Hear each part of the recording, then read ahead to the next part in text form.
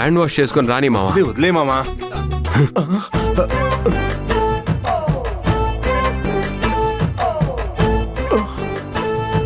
ఏంటి బాబు వెళ్తుంటే అడ్డుగా నిలబడుతున్నావేంటి? ఏమీ లేదు, మా ఏరియాలో ఫుడ్ కాంపిటీషన్ జరగబోతోంది. మేము స్పాన్సర్ చేస్తాం. మీ ఫ్యామిలీ కాదు మీ ఫ్యామిలీస్ వచ్చి పార్టిసిపేట్ చేస్తారేమో అడుగుదామని ఇక్కడ అడ్డంగా నిలబడ్డాం. ఏంటి బాబు వెటకారమా? పర్లేదే, ఒళ్ళంతా కడిపే ఉందనుకున్నాను, కొంచెం బ్రెయిన్ కూడా ఉందన్నమాట. హే, నేనెవరో తెలియకుండా మాట్లాడుతున్నావు అనుకుంటా. కరెక్టే, నువ్వెవరో తెలియకుండానే మాట్లాడుతున్నాను. చెప్పు, నువ్వు అబ్బాయి తరపునా అమ్మాయి తరపునా? హే, అడగడానికి మీరెవరయ్యా? నేనెవరా? నా పెళ్లికే వచ్చి నన్నే ఎవరని అడుగుతావా? ఏంటి, ఇది నీ పెళ్ళా? వెళ్ళవయ్యా, ఇది అక్షయ పెళ్ళి. ఓరి దేవుడు, నా వల్ల ఇంకా కావట్లేదు మామా.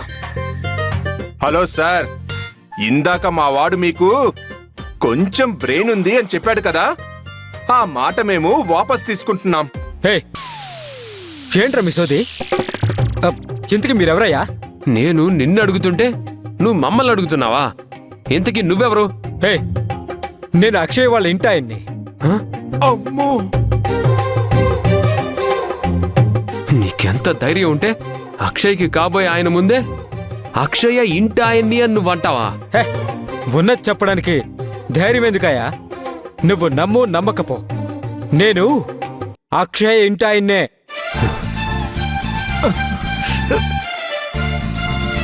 కావాలంటే వెళ్ళి అక్షయ్ వాళ్ళ నాన్నని అడగండి.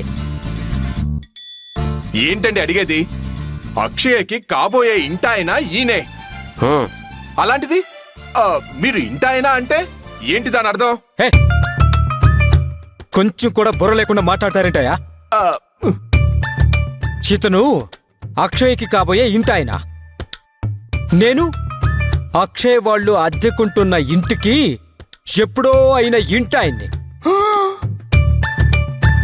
ఓహో, మీరలా వచ్చారా? అలాగే వచ్చా. ఏవయ్యా, ఇచ్చిన వెడ్డింగ్ కార్డుకి 2 ఫ్యామిలీస్ని తీసుకొచ్చేసావు కదా, ఇందుకి ఎంత చదివించబోతున్నావు? ఏంటి చదివింపులా? మామా, ఈయనకి ఆ సెక్షనే తెలిసినట్టు లేదురా. 101 రూపాయి ఇద్దాం అనుకుంటున్నా. 101 రూపాయా? ఏంటి 101 రూపాయా?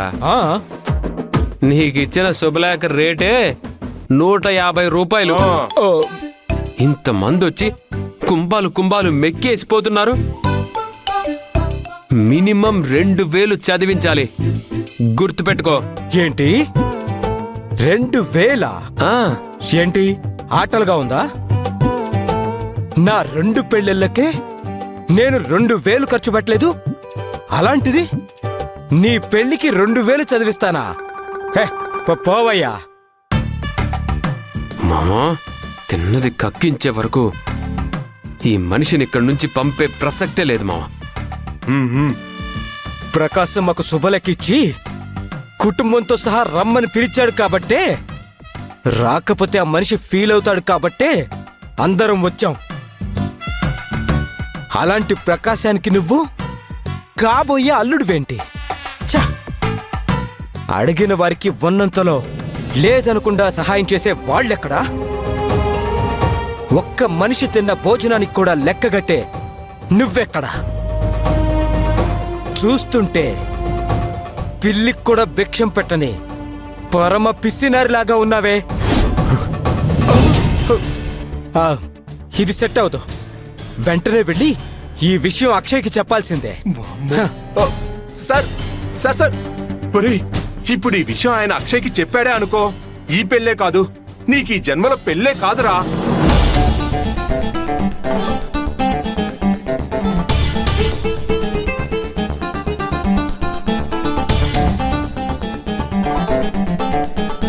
అమ్మా అక్షయ, ఒకసారి ఇలా రామ్మా. రామ్మా. వెళ్ళాయన ఆపరా బాబు, వెళ్ళు వెళ్ళు. అమ్మా అక్షయ, ఏంటి అంకుల్?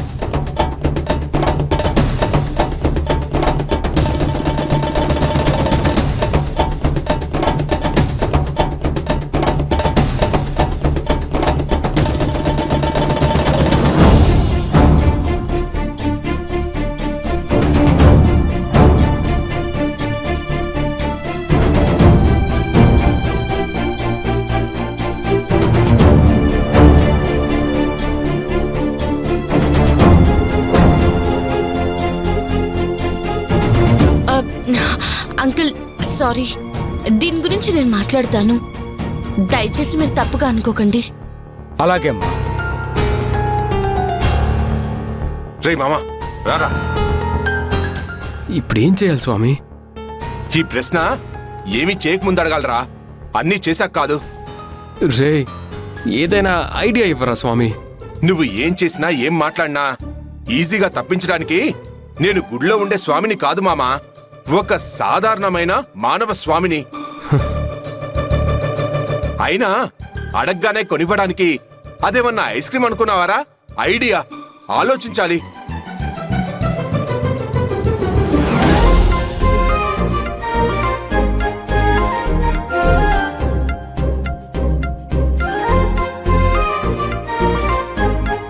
రే రే రే, నువ్విలా గంటకి 3 కిలోమీటర్ల వేగంతో ఆలోచిస్తుంటే అక్కడ అక్షయ గంటకి 300 కిలోమీటర్ల వేగంతో నా వైపుకి దూసుకొస్తుందిరా.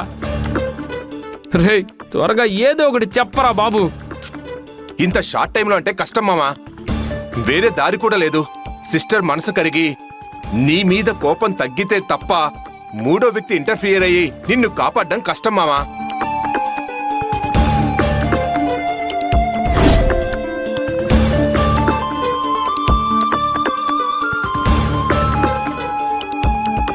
రే రే రే, అక్షయ్ వచ్చేస్తుందిరా.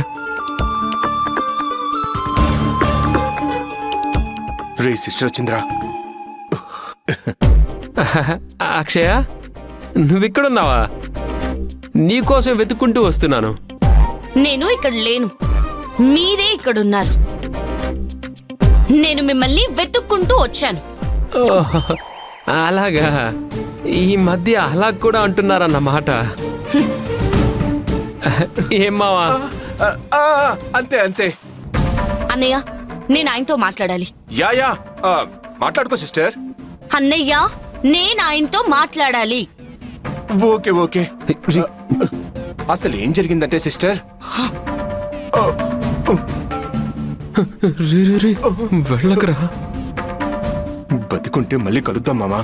బాయ్. నన్ను వెళ్ళకరా. రే, రే.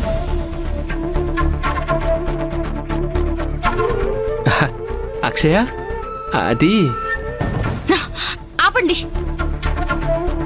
ముందు నేను అడిగిన దానికి నిజాయితీగా సమాధానం చెప్పండి. నేను వెళ్ళిపోతాను. అలా మాట్లాడతావేంటి అక్షయ? మీ రియల్ క్యారెక్టర్ ఏంటి? అసలు మీ రియల్ ఫేస్ ఏంటో ఇప్పుడు నాకు తెలియాలి.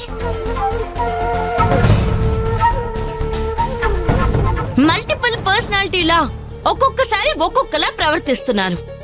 నాకేం అర్థం కావడం లేదు. మీ రియల్ క్యారెక్టర్ ఏంటి? అది అది కాదక్షయ.